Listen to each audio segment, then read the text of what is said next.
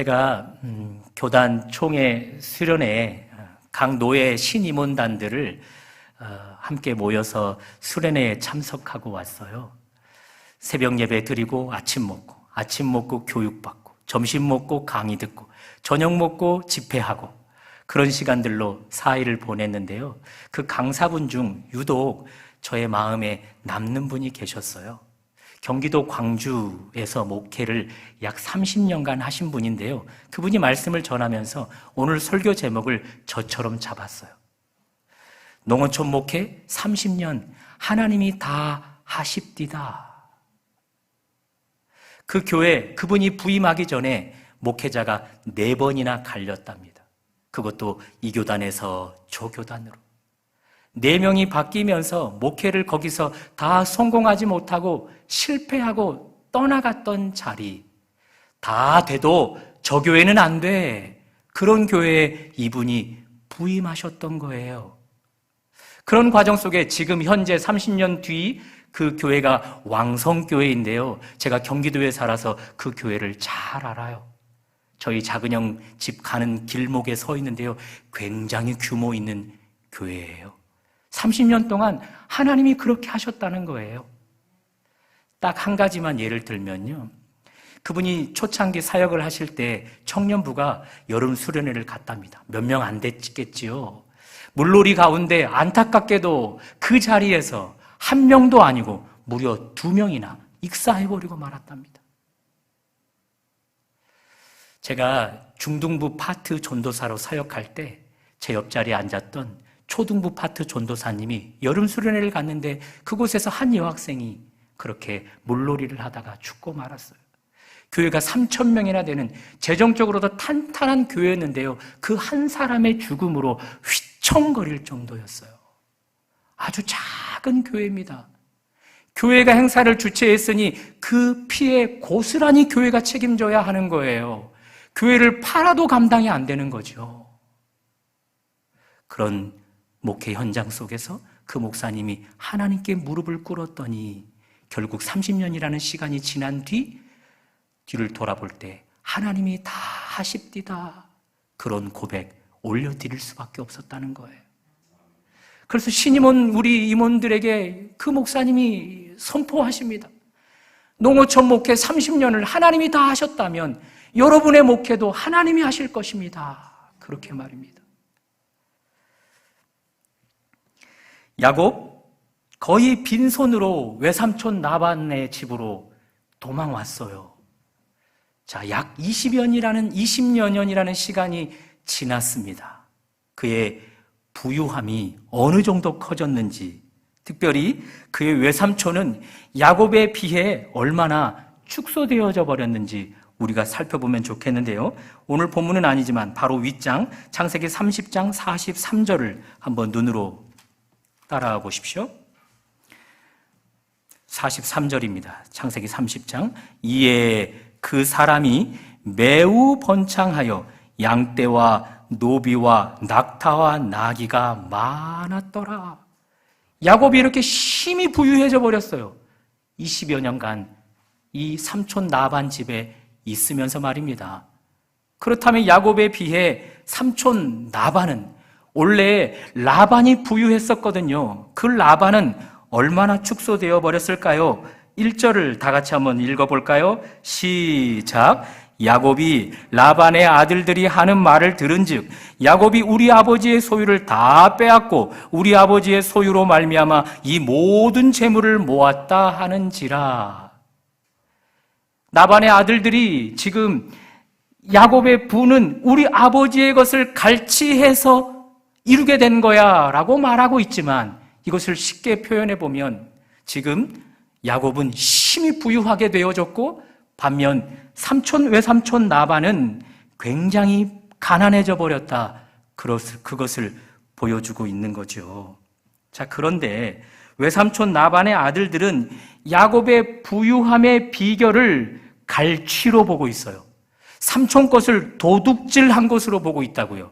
그런데 우리는 알고 있죠? 야곱의 부유의 비결이 뭐예요? 하나님으로 말미암은 거예요. 그가 직접 하는 말인데요. 지금 그의 아내들을 데려다 놓고 그가 부유하게 된 이유를 이렇게 이야기합니다. 9절입니다. 한번 눈으로 따라와 보십시오.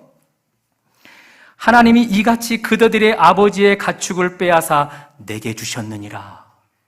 하나님이 주셨다라는 거예요. 이 큰 부, 내가 갈취해서 얻은 것 아니라 하나님이 주셨다라는 거예요. 앞에서 말씀드린 그 왕성교회 목사님 이야기로 표현해 보면 나의 큰 부 다 하나님이 하십디다. 그렇게 지금 야곱이 그의 아내들에게 이야기하고 있다는 거죠. 하나님이 오늘 예배하는 여러분과 저에게도 이런 큰 축복 주실 수 있기를 바랍니다. 한번 생각해 보십시오. 여러분과 제가 어느 날 하나님이 큰 복, 큰 부를 허락해 주셨어요. 우리 곁에 있는 사람이 우리의 부의 비결을 알지 못해요. 그래서 그들 스스로 생각하고 그들 스스로 말합니다. 저 사람 횡재했나 봐. 아니야, 저 사람 로또 복권에 당첨됐나 봐. 아니야, 저 사람 어디서 돈을 훔쳤거나 횡령했나 봐. 이렇게 깜짝 놀랄 만한 큰 부가 여러분과 저에게 있기를 주님의 이름으로 축복합니다. 우리의 부의 원인은 하나님이 하셨습니다 라는 것인데 남들이 볼 때는 도대체 그 이유를 알지 못할 만큼의 큰 부가 여러분과 저에게도 허락되었으면 좋겠습니다. 몇 번 말씀드린 것 같은데요, 여기 우리 북촌 교우들만 있지 않아서 저희 교회만 이야기해서 죄송합니다. 물론 목동 방주교회도 그런 은혜가 있기를 바라면서 선포합니다. 우리 북촌교회 성도들이 하나님이 큰 부를 허락해 주셔서 우리 교회 다시 짓자고요. 1층에 주방, 식당이 들어가고 교육관을, 시설을 잘 갖춘 교회로 짓자고요. 그리고 2층은 본당으로 짓되 오른쪽, 왼쪽을 조금 평수를 넓혀서 방향을 바다 쪽으로 꺾어서 짓자고요. 그래서 천연 바다를 큰 액자로 삼은 무대, 대한민국의 전무후무한 교회를 짓자고요. 3층에는 큰 카페를 만들어서 직업을 창출하고 또 거기서 벌어들인 수익금으로 북촌 주민들 그들을 섬기는 일에, 그리고 선교하는 일에 사용하자고요. 목동 방주교회도 그런 은혜가 있기를 주님의 이름으로 축복합니다. 또 우리에게 주신 큰 부, 어떤 집사님은 복권마을이라는 동네에 사셔요. 그 주변에 큰 땅이 있는데 거기에다가 노인복지센터를 짓겠다는 거예요. 그거 제가 먼저 꿈꾼 거거든요. 하나님이 우리 북촌 교우들에게 큰 부를 허락해 주셔서 이 북촌 땅에 노인복지센터를 지으면 좋겠어요. 병원이 딸린 요양시설을 크게 지어서 이 북촌 어르신들 이제 곧 연세가 다 지긋이 들어서 여기저기 아파 시설을 찾을 수밖에 없는 분들이거든요. 5월 8일을 기점으로 어버이날 겸해서 이 어르신들을 방문하기 위해서 어제 노인정에 떡과 두유를 사가지고 갔어요. 제가 갈 때마다 그분들에게 이렇게 이야기해요. 어르신들, 제가 언제까지 돌아가시지 말라 하셨지요? 이렇게 말했더니 그분들이 120세까지요. 제가 모세의 이야기를 이야기했거든요. 또 하나 있잖아요. 언제까지 돌아가시지 말라 했지요? 그랬더니 대답을 아무도 못해요. 제가 분명하게 한 번 더 언급했어요. 예수님 믿기 전에는 돌아가시지 마세요. 그렇게 연세가 지긋이 들어가는 분들 다 시설을 이용할 수밖에 없는 나이가 올 거란 말이에요. 제주도도 벌써 육지처럼 그런 시설에 자리가 없어요. 그런 상황 속에 우리 교회가 그런 시설을 만들어 그분들의 평생 남은 시간들을 하나님 앞에 예배함으로 나아가게 한다면 우리 하나님은 얼마나 기뻐하시겠어요. 그러나 교회가 크게 부흥하고 이런 복지센터 같은 시설을 지어서 큰 복을 받아 누리려 하는 이유는요, 여러분과 제가 잘 되고자 하는 것이 아니에요. 그분들이 바라볼 때 저 북촌교회, 저렇게 가난한 교회가, 저 북촌교회 저렇게 소수의 성도들이 어떻게 저렇게 크게 발전했지? 어떻게 저렇게 크게 성공했지? 그들은 그 이유를 알지 못하는데 우리는 그들을 향해 하나님이 하십디다. 우리가 믿었던 하나님이 그렇게 하십디다. 우리가 그렇게 말씀하기 위해서 큰 부를 복으로 받아 누리자 하는 것입니다. 자, 그렇다면 하나님이 야곱에게 큰 부를 주신 시점을 한번 점검해 봤으면 좋겠어요. 1절에 봤더니 라반의 아들들이, 외삼촌 라반의 아들들이 야곱을 지금 굉장히 시기하고 질투하고 있어요. 아버지의 것을 다 갈취해서 부자가 된 듯 그렇게 대하고 있단 말이에요. 외삼촌 라반도 이전과 달리 안색이 변해서 야곱을 어렵게 대하고 있습니다. 바로 그때예요. 자, 보세요. 네, 야곱이 지금 머물고 있던 삶의 현장에서 떠나야 할 시점이 된 것 같아요. 3절입니다. 한번 다 같이 읽어볼까요? 시작. 여호와께서 야곱에게 이르시되 내 조상에게로, 내 땅, 내 족속에게로 돌아가라. 거기까지. 하나님이 야곱을 큰 부를 허락해 주신 시점이 언제예요? 삶의 터전을 옮겨야 될 때라고요. 외삼촌 라반의 집에서 머물던 삶을 정리해서 그가 떠나왔던 아버지 품으로 돌아갈 시점 가운데서 그에게 큰 부를 허락하셨다는 거죠.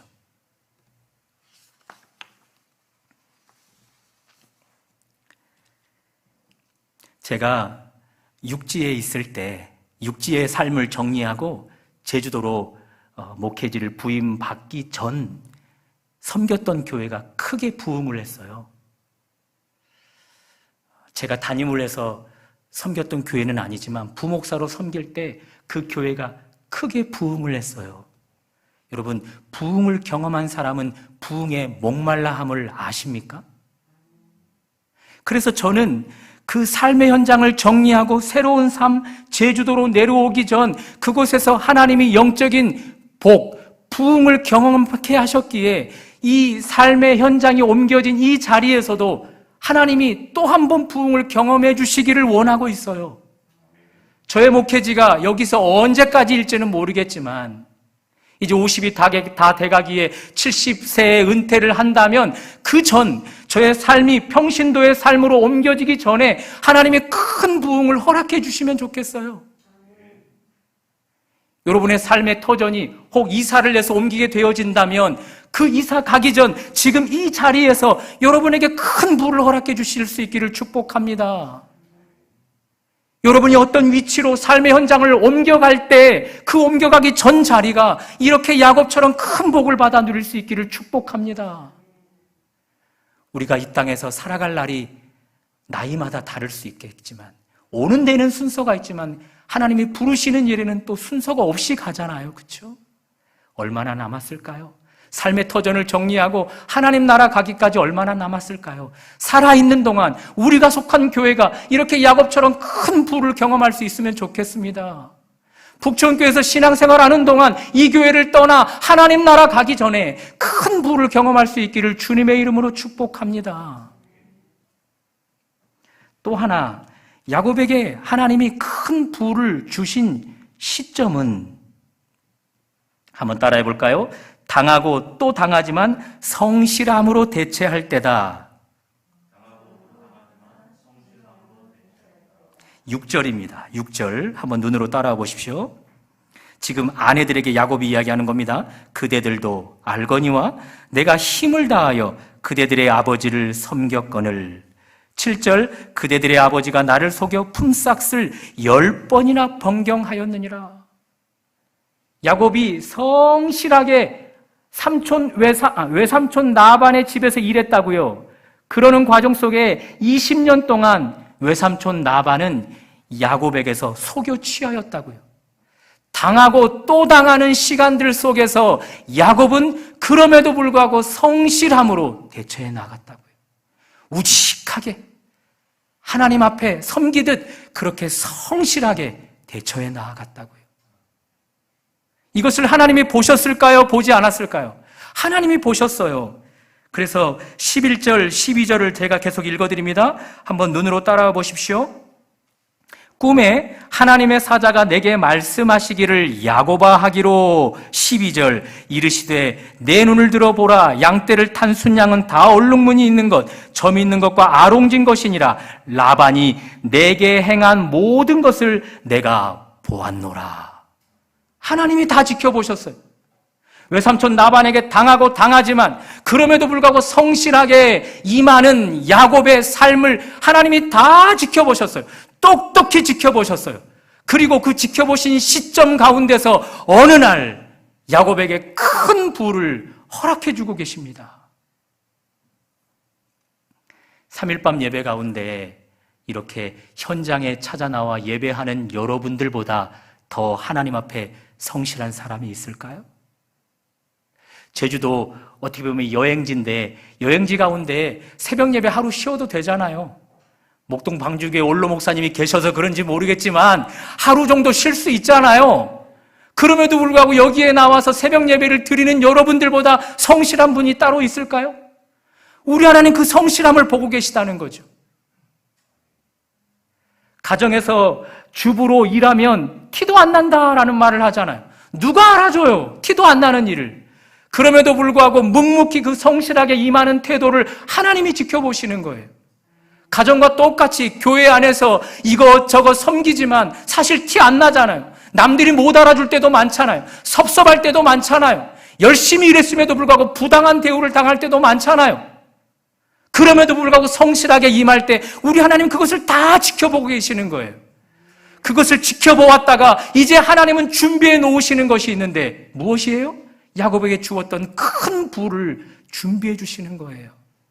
다만 여러분, 그 부가 준비되고 있긴 하지만 그것이 당도할 때까지 우리의 성실함이 끊어지지 않을 수 있기를 축복합니다. 그래서 큰 부 받아 누리셔서 도대체 저 사람의 부의 이유가 무엇인가? 저 사람이 저렇게 크게 성공한 이유가 무엇인가? 그렇게 그들 나름대로 추측하고 생각할 때 우리가 믿는 하나님이 하셨다. 내가 하나님 앞에 성실함으로 나아갔더니 하나님이 이렇게 하셨다. 그렇게 고백하여 하나님을 간증하는 여러분과 저의 삶이 되시기를 주님의 이름으로 축복합니다. 끝으로 야곱의 큰 부는 보는 이들의 배를 아프게 합니다. 사촌이 땅을 사면 어디가 아파요? 어디가 아파요? 배 아프다라는 말을 하잖아요. 야곱이 갑자기 부유해지자 외삼촌의 아들들은요, 배 아파했어요. 그들은 하나님이 하신 일인 줄 모르고 그저 야곱이 우리 아버지 것을 갈취해서 저렇게 부자가 되었다 말하지만 그들의 심정은 지금 배 아픈 거예요. 갑자기 부유하게 된 야곱을 보면서 배가 아픈 거예요. 못 견디는 거죠. 비록 야곱의 외삼촌 나반의 아들들은 야곱의 이 갑자기 부유케 된 사실을 모르지만 그 중에 딱 한 사람, 정확하게 야곱의 부의 원인을 아는 사람이 있어요. 누굴까요? 외삼촌 나반이에요. 바로 전장 30장에 가면 야곱이 내 아내를 통해 11번째 아들 요셉을 낳게 됩니다. 그 아들을 낳고 외삼촌에게 말해요. 나 이제 아버지 집에 갈 수 있도록 해주세요. 그때 외삼촌 나반이 야곱을 가지 못하도록 하면서 이런 의미심장한 고백을 합니다. 27절입니다. 30장 27절. 우리 찾아서 함께 읽어볼까요?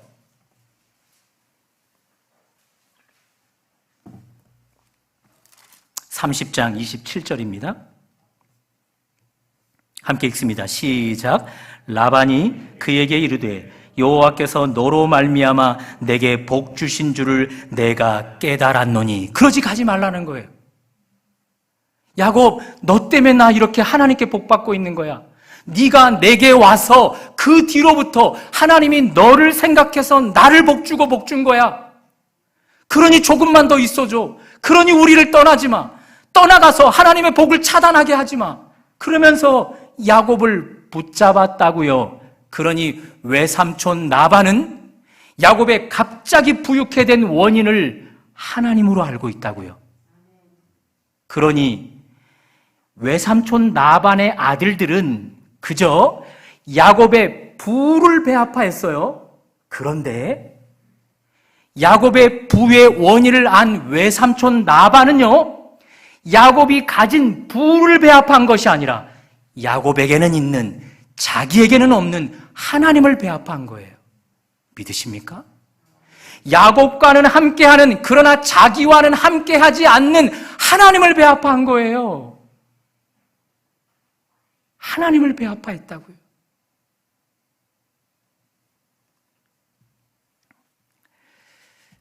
노인정에 어제 방문했다 말씀드렸죠. 그분들이 얼마나 훈련이 잘 됐는지 기도합시다 하면 기도하는데 손을 이렇게 모아요.